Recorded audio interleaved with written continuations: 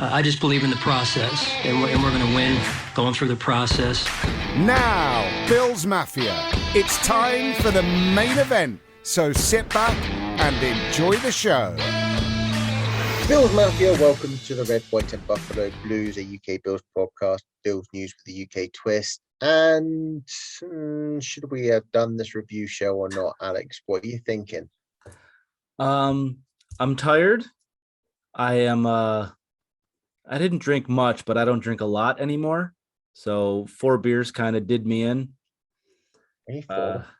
Went back to the hotel and just immediately passed out.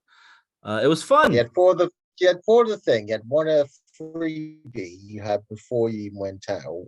That's 5 drinks. Or did you have 3 at Moretown? No, 3 at Moretown, 1 before I went out. Yeah. It was fun. It was really fun. Everybody was really super nice. Everybody was in a good mood.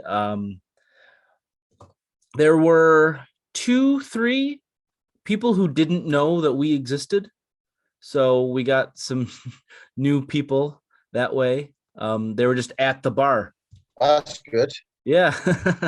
So that was cool. That was cool meeting them, telling them about what we're doing. And one guy, I was like, hey, we do have a podcast. And he was like, all right, why should I listen? Give me a hot take. And here's where I effed up. I said, there's no such thing as a trap game. This offense, this coaching staff, this team, there is no more pessimism. There is no more negativity. This is a new Bills team. We have every reason to believe that we can win or at least be competent in every single game that we play. Well, yeah. There's no more need to be negative. And that was my take. It was like any remnants of the losingness of the last 17, 18 years, you can let go of that now. And here we are. You let go, saying it's not a trap game, but yeah, here we are. I mean, even at halftime, everybody was pretty much like locked into, yeah, it'll be fine. I'm not worried about it. And you know what? Even in the fourth quarter, we get the ball back with 2.5 minutes. We'll be fine. We'll score here. I'm not worried. I mean, no, it doesn't sound right when I say it, but bloody hell. Bloody hell, Gov. But no, it's good. I mean, on a plus point, it's good that so many people turned out. And yeah, I mean, even Charlie said to me and said to us on our little group chat that there were some guys that didn't even know that we actually had a meetup spot in the Fitzrover. Yeah, I don't know how they have not been on social media following us and actually listen to the podcast, but some people just stay in their lane. Like the first thing I thought of when I got here was let me search for a UK Bills backer group, and some people just didn't haven't thought to do that, and that's fine. Everybody do what they want on social media, but welcome to anyone listening for the first time. It was nice to meet you the other night. Yes, and hopefully you'll see me at one of the playoff games. Maybe. Now, if we get there, yeah, is that I'm not gonna overreact and say, oh my God, we might not make the playoffs. But here are the Patriots nipping at our heels. Here we are playing 2 really bad offensive games back to back. To lighten the mood. Okay. To lighten the mood. What? Tampa Liverpool. Yes, yeah, there was a lot of people really happy about that at the bar. A lot of people really happy about for me, that lightened the mood. Yeah. As even before the game. Tom Brady has had 27 games in his career worse than the game that Josh Allen just had. Okay. For a more comparable career, Andrew Luck has had 9 games that are worse than the game that Josh Allen just had. This happens. It's just, it happens. Every team, every year, there's one game, there's, every quarterback, Breeze, there's games like this. Manning's had them. They've all had them. All right. And Manning's. And I want to give 25% of the blame to Josh Allen, 25 to Daboll, and 50 to the offensive line. I think that's how I want to break it down. How about you? Okay. You pick it, and then we'll talk about one of those three topics, because that's the only thing to talk about, because the defense played fantastic. I don't know why I'm leaning into my mic. Everybody knows that. The defense balled out again. They kept us in the game. They dominated a really bad offense. They did what they were supposed to do. The offense did not do what they were supposed to do. There. Now, we're done with the defense. There's no need to talk about the defense. There's no need to talk about anything like Saran Neal. He made one bad play, whatever. Defensive line. Everybody played fine on defense. No more talk about defense. Technically, there's one little worry, which hopefully is nothing on defense, which is that potential when Trey White went down.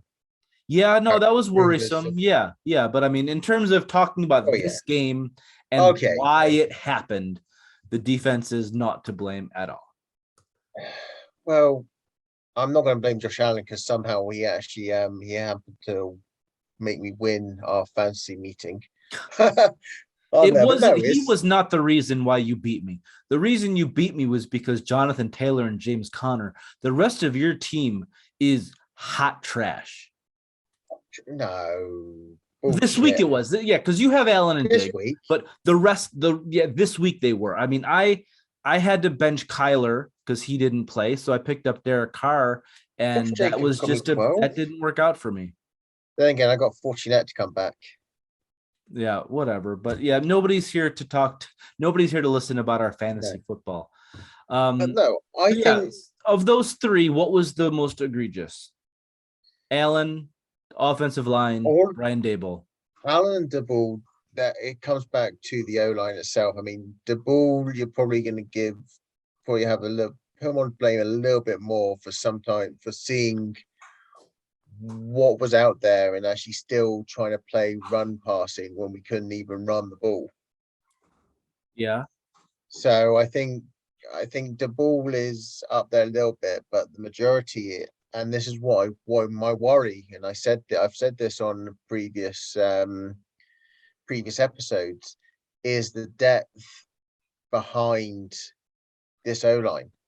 I mean, I would never have thought that life had got of me that we would actually be relying on Spencer Brown.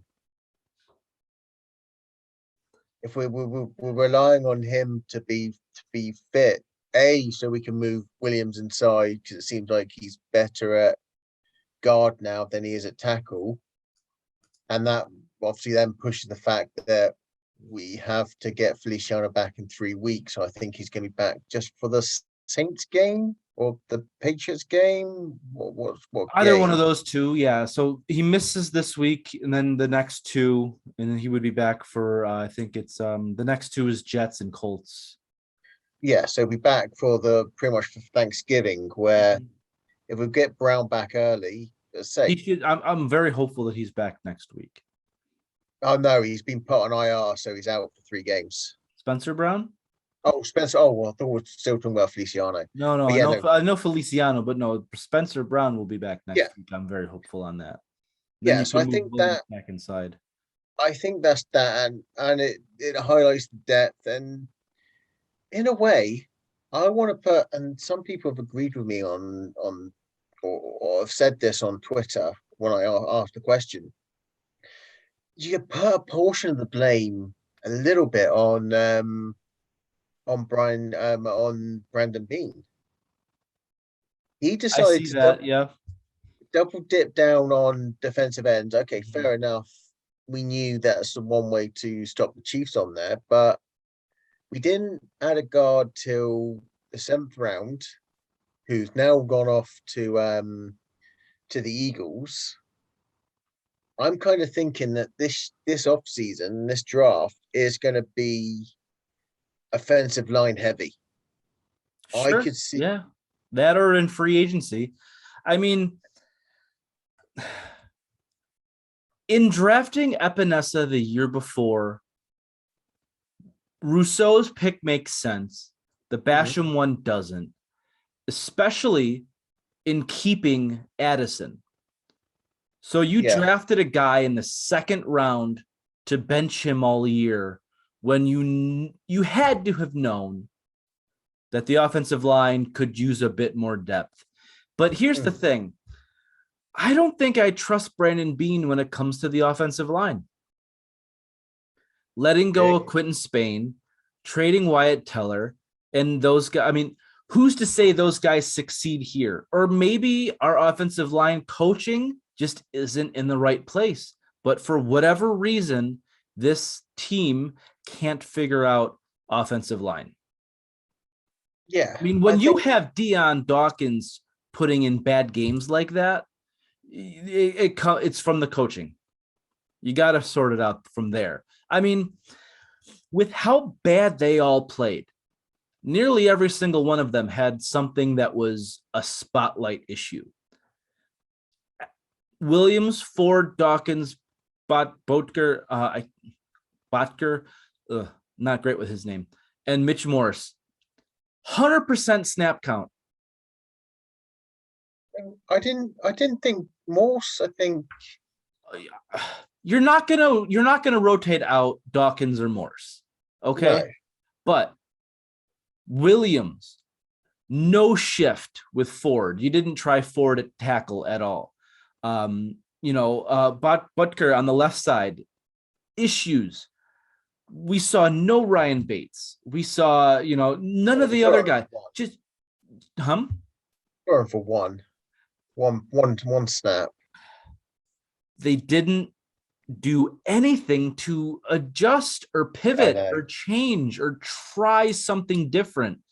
It's like they had a square block and they were trying to jam it into a triangle hole the whole game with this offensive line.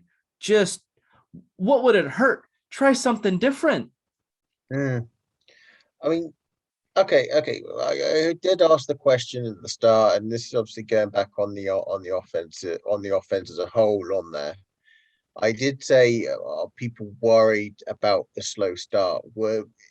Forget for a moment that that the offensive line was actually very below par. I just want to quickly divert away from that just for 2 seconds. The offense and the way it started against Miami and the Jags, does that cause you any concern? Yes.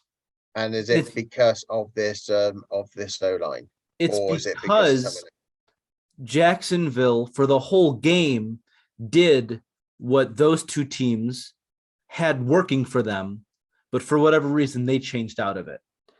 The defense that we played against Kansas City, the two deep safety that everybody else is doing on them now, just dropping back and stopping the pass, stopping everything 10 yards and further. That's what teams are now doing to us. They know that they could beat our O-line by just rushing 4, and then they drop, what is it, 3, 4, 5? They drop 7 to defend against our 4 receivers. We're never going to win.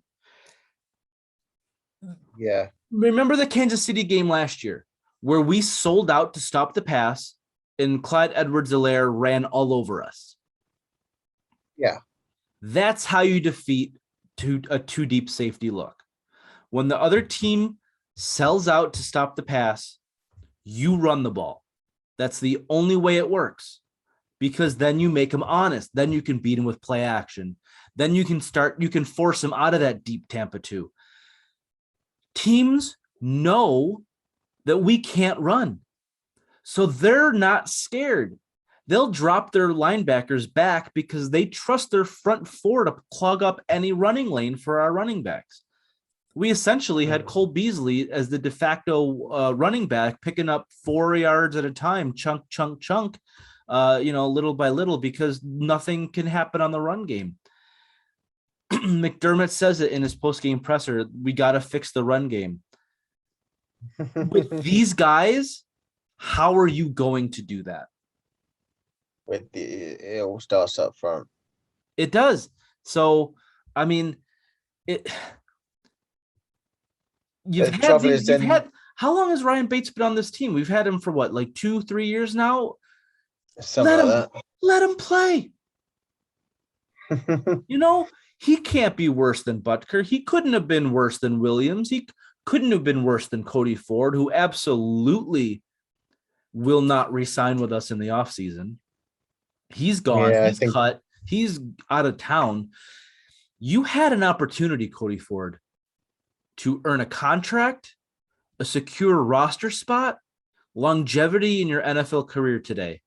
Well, yesterday. And you blew it. Yeah, I'm just wondering if When there's you, some guys maybe just aren't built for the pressure, but some guys step up. You know, Allen's a guy who steps up under pressure. And when he has an off game, someone else on the offense has to step up, and it needs to be the O-line so we can run. Yeah. They couldn't do it. And that's disrespectful to the quarterback, and it's disrespectful to the defense. I think it is the off season is where we're looking, where it's going to look at. I mean, I'm surprised they didn't initiate a trade for Will Hernandez. I think there was talks, people actually suggesting that you chuck a fifth or a sixth at the Giants for him, and all that. I mean, I'm looking ahead to free agents next year. Well, hang on. Okay. I know that you want to talk about fixing the O-line through other players, but we still have a whole season here right now. Are you giving up on this season? No. Okay. I'm looking. Okay. I mean, so let's not talk about this. Right now. Okay, Let's talk about right now. Okay, so at least let's try and go through. There is a couple of guards that are free agents at the moment that could come in and actually give us a bit of stability and maybe even actually take a spot from Botga at left guard when Felicio comes back. I mean, you've got David DeCastro. He's still around. You got Mike Iaputi, Alex Redmond, and even Chance Warmack. At least get one of those guys in, or So at least your answer is signing a 55-year-old player. 55. I know they're not that old, but those are old guys. I mean, there's not.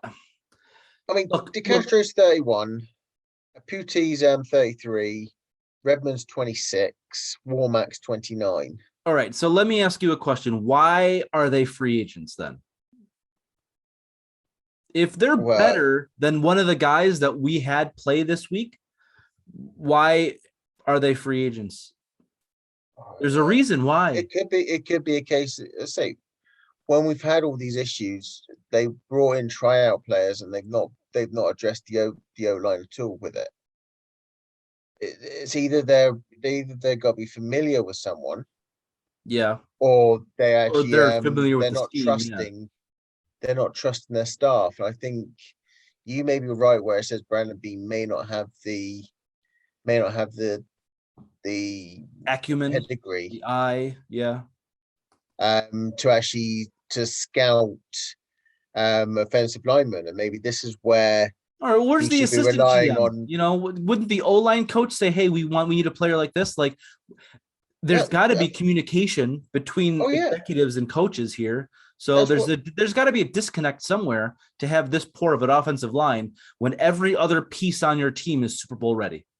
No, that's exactly. Well, I was going to say that. I say you've got Bean, who is overall generally a good talent spotter on there, whiffing out on these O-lines, and you have to look at the likes of Bobby Johnson, maybe even McDermott himself, actually saying, "Look, this is what we need. This is the type of player that we need on the offensive line. Let's go. Let's search the wire and see if there's anyone available on that." Well, there's always the issue with finance.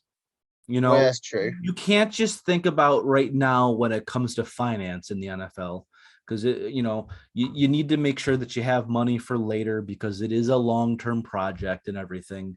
But some of these guys, you can just get them on a vet minimum for a year, so a rental. I just don't think that bringing in someone else is going to fix the issue. I think it comes down to game plan, and that's where I want to talk about Daboll.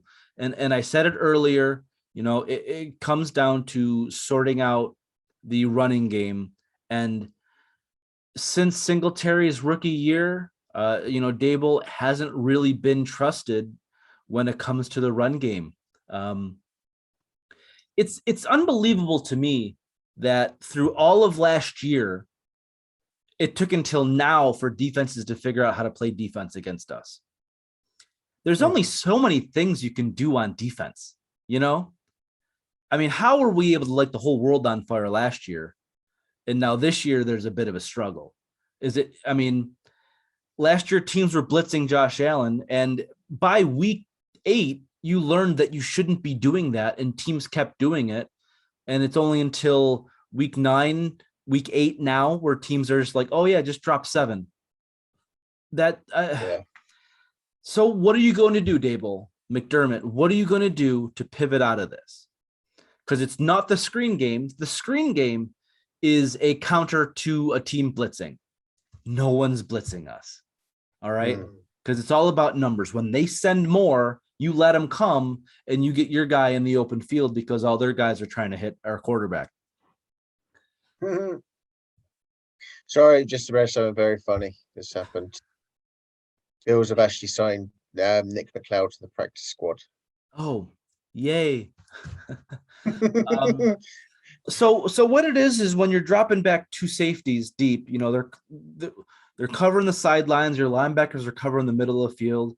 I want to see stack formations where you're running an inside slant to make, force the safety to pick. You have your 2. If you stack 3, one guy has an out, one guy has a deep in. The safety's got to commit to one of them, whereas you have a go route on the other side. So 4 wide receiver concept here. You got to move the safeties, and then you really only have that one target or the running back out of the backfield.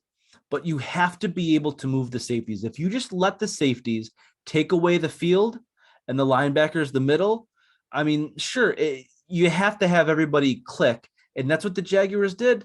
They all clicked all game, and when you get pressure from your 4, Allen doesn't have time. He's out there scrambling. That one throw he made to Diggs, though, going to his left, which he never goes, Allen, to his left. Unbelievable throw across his body to Diggs. He still made plays, but Daboll's got to figure out how to beat these kind of defenses now. And I'm thinking maybe it's going to take another 2 weeks. How are we going to feel if we go 1-1 in the next 2 games? We beat the Jets, but then we lose to the Colts. Are we saying goodbye to the 1 seed, and are we worried about the division? Go. I'm worried about the 1 seed, but I'm not worried about the division.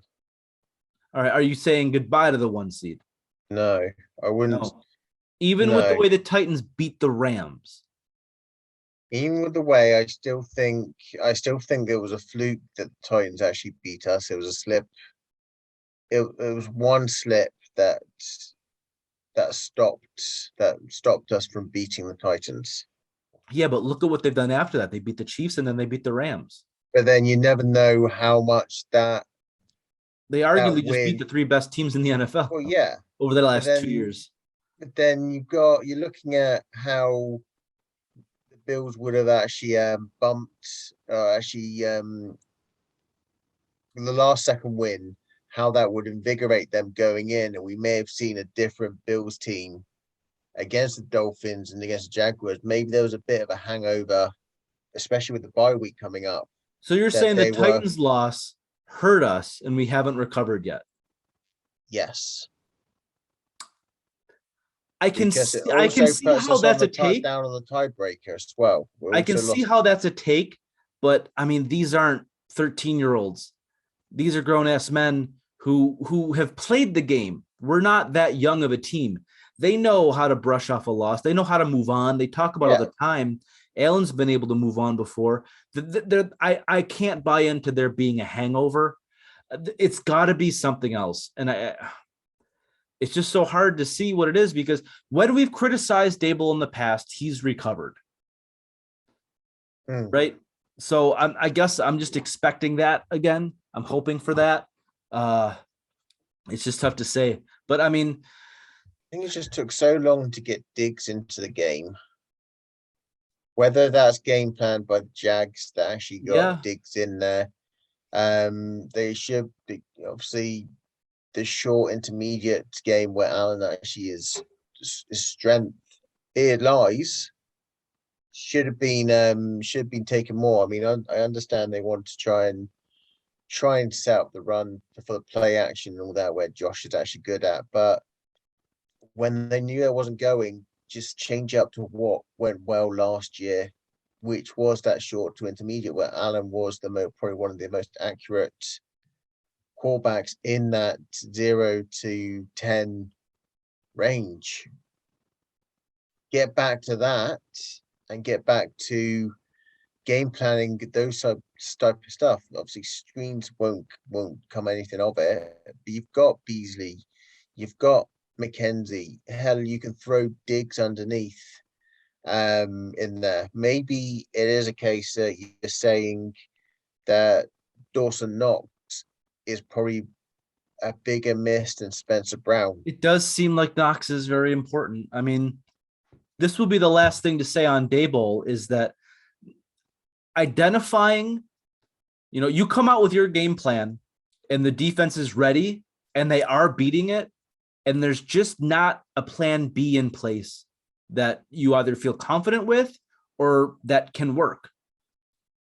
But part of that comes down to Allen's decision-making as well. And this is where I want to talk about the 25% of blame I put on Josh Allen. He made a lot of really bad 2018, 2019 Josh Allen mistakes. Seeing players, enforcing the ball. I mean, sure, so much of Allen's bad play is accredited to the pressure that our offensive line was allowing. Yeah. But I mean, at a certain point, I want to see you take the game over and, check out, identify what the defense is doing, audible, have a conversation with Daboll, figure it out. This is the Jaguars. Pre-game, our show, we talked about how in every conceivable metric, offense and defense, they're a bottom 5 club. And not to mention Urban Meyer, the saddest excuse for an NFL coach, and we got out coached by him. Yeah.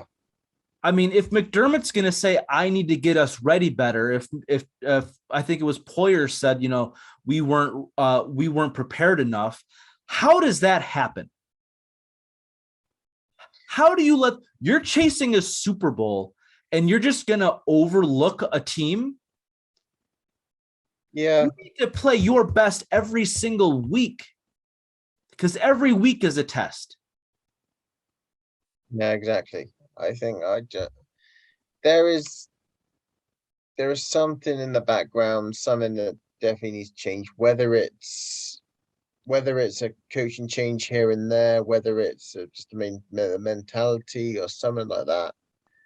There is something probably that's actually causing this, and this is where you get the coaches who are that good, or are great coaches, like your likes of Belichick, your likes of Tomlin, your likes of Andy Reid, who will be able to make those adjustments and get that rectified in a short period of time.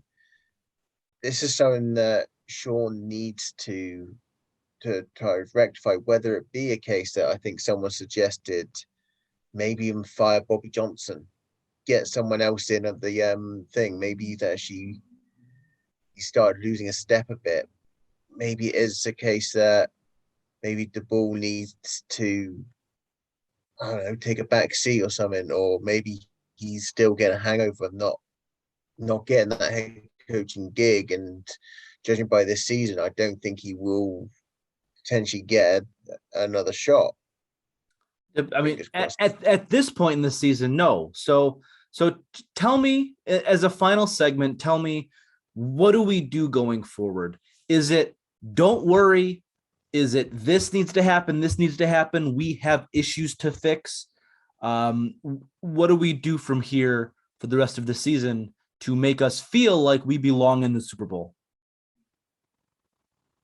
And I'll just say it's focusing on the O-line. I think that's the only thing you can do. I mean, the offense is good. Yes, Josh Allen made some mistakes last week and has made some mistakes, like keeping hold of the ball quite a bit and throwing weird passes. Daboll has called bad games on there, but it comes down to one thing. It comes down to that O-line. I think for us to really be considered for Super Bowl this year, you need to continue to work on that O-line, whether it be a case of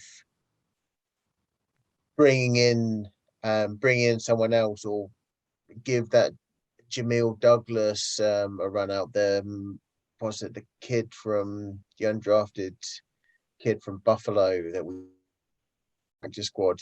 Give him a ring, just shake it up on there a little bit, or hope that someone on the free agency market, like Kelsey Osemele, I think he had come back from a couple of surgery or something like that, so that's why he's still a free agent. Maybe bring someone like that in and hope that when Feliciano and Brown are back, we can establish a line. There's no doubt that the fact that loss of Feliciano and Spencer Brown more, yeah, because Feliciano wasn't playing very well. But then at least that way we had Darrell Williams on the other side. We weren't down to playing Cody Ford, who I think it's getting to a point now where you're literally going to have to say he's a bust for a second round. Yes. And you've got Botka, who still is not he's still not the player that people expected him to be when he had some pretty good games in the past. Maybe it is a case that Williams isn't actually a guard now, and him and Brown, they did well on that right side. So I mean, he's not a tackle anymore. Yeah. So you have your right side is pretty much, I think, is set with Morse, Williams, and Brown. I think when Brown's been put into starting lineup, Bills have done well on the right-hand side. It's the left side, which is the worry now. Whether it's Dawkins can get back to pre-COVID form, whether Feliciano can come back in it, or if we go after someone in free agency this year, in the off season, or even in the draft, go double dip, maybe round 1, round 3, or 2 and 3 on a guard, just to actually get that depth on there. Because that doesn't help us this year, though. I know. I know. It's just I relate to what you're saying, because as Bills fans, we're always thinking about next year. How can we get better through the draft? We're not used to having an opportunity to, in this current year, have success, but we do. We're this close. We need to figure out something we can do now to fix the offensive line. No draft pick's going to help us win games this year, and it's all about this year. Every time we talk about the draft, I know you're not giving up on the year, but every time you talk about the draft, I feel like we're giving up on the season, because we're already talking about what happens when the season's over. We don't want to do that, right? No, yeah, of course. We don't want to talk about the draft yet. And you're a big draft guy anyway, so you love talking about the draft. So yes, it's in my nature. Yeah, it's in my nature that somewhere along the show, any episode, I'm going to steer towards. Talk about yeah. So just looking at the fourth quarter, I can't help. I've been looking at the fourth quarter all day long. 3 opportunities. We had 3 drives to get 3 points. It's penalties, it's turnovers, and it's bad play calls. I mean, there's the 3rd and 2, Jacksonville 37. They call a run pass, and Allen keeps it, and it's blown up, and he fumbles, and it's given away. It was miserable. On the next one, got sacked. There was always a play. There was always a play. On the last drive, it was 19 to Sanders, and then it was Singletary to 14. There were plays that got us going, and then we shot ourselves in the foot. On the drive before that, it was the 28-yard pass to Diggs that made us feel good, and then the fumble. And on the first one, it was 12 yards to Diggs, 15 yards to Diggs. We're driving, and then it's penalties. And then on the 4th and 2, the false start that really was some, that one was just. Well, the false start was actually was a neutral zone fraction offside / he penalty. He flinched the littlest bit, and then just I don't know what it is, man. These refs, but 3 opportunities in the 4th quarter, and we couldn't get it done. Allen made plays. Allen did everything he could. That's why he only gets a little bit of the blame. But the rest of the team, the offensive line, just didn't. Wait, what was it? There was one towards the end where Allen rolled out to his right. He threw, I think it may have been one of the interceptions. He threw. He didn't have an but interception. There was, even though he was covered, there was still a gap in there. There was enough with his velocity and his arm to actually feed the ball. I think it was to Sanders. And that would have got us at least a 1st down on there and kept the draft moving. No, the interception in the 3rd quarter was targeted for Singletary, and the interception in the earlier in those 2, both of them came in the 3rd quarter. The first one intended for Beasley, intercepted by Rudy Ford. Oh wait, no. That was the incomplete pass to Diggs. That's the one I was thinking of. He went across. It was incomplete to Diggs, but yet there was Sanders there. Yeah. I mean, and that's what's going to happen. Guys like that, he's gonna start to try and force it when nothing else is working, and that's on Daboll, and that's on the offensive line. You need to create a sense of consistency and calm for your quarterback to be successful, and that didn't happen at all. And here we are. How do you feel going forward? What do you look at when you look at the schedule? What do you see? How do you see us? I mean, we talked about how to fix this. It's all about the offensive line, but I mean, do they fix it, and do they go back to like the Bills that we know, or is every game going to be a struggle going forward? Let's end on that. I don't think it's going to be a struggle going forward. I think it's going to get back up. Maybe it should have been the pickup game from Jags yesterday. Hopefully we can beat up on the Jets. Fingers crossed. That will actually give us a bit of a boost on there. I think if we can get through the next 2 games with the 2-0, I think we go into Saints and Thanksgiving, and they're still gonna have Taysom Hill. Maybe? No, they were rolling with Trevor Siemian. Hey, they won. Oh, Siemian. I mean, we got after the Jets, the Colts and Saints and Patriots looked like cakewalks. Now they look like teams that are going to give us a run. And then we have Tampa Bay. So I think this is going to be a lot harder than we all thought. So they're going to really have to look at the tape and figure out something new to do going forward. It's time for the half-season adjustment. We are now at the halfway point. Well, wasn't it like that last year? Change it up. It was like that last year, wasn't it? We went to the Cardinals game. After the Cardinals game. Well, but that was like week 12. It was the year before. It was the Cleveland loss that made us reassess our offense. I remember that specifically. 2019, we lose to Cleveland in week 10. And then we come out, we drop 37 on Miami, 20-3 against Denver, 26-15 Cowboys. This needs to be that kind of turnaround. and I am expecting it because I trust. I do. This is our time, and they're going to sort it out because they have to. They understand that the window to win in the NFL is small. Not everybody could be a Patriots dynasty. This is our best shot, and it's got to be sorted out. I'm still annoyed that you pretty much put the curse on it when you actually said you're looking forward to a Trevor Lawrence four interception game where it almost went the other way. I said nothing about our offensive performance. Our defense did control Trevor Lawrence. I know, but it's almost like if you want to believe in curses, it's the curse of the white shirts and the blue pants. No, it's the Mancast curse. And that one too. Yeah, let's blame everything else. Yeah, Find all of the excuses. We need to do better.